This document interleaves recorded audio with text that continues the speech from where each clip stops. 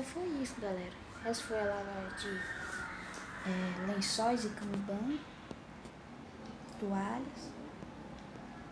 Foi uma lavagem boa, sucedida. A máquina, graças a Deus, está boa, funcionando.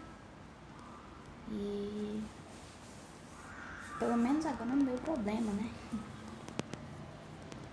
E agora acabou as lavagens. Na próxima semana, no outro final de semana, nesse próximo, aí lava mais roupa, porque aqui lava 2 vezes por semana.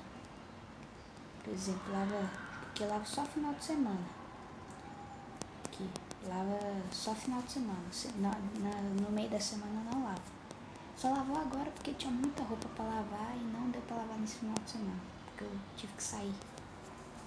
Aí, lá tive que lavar na semana.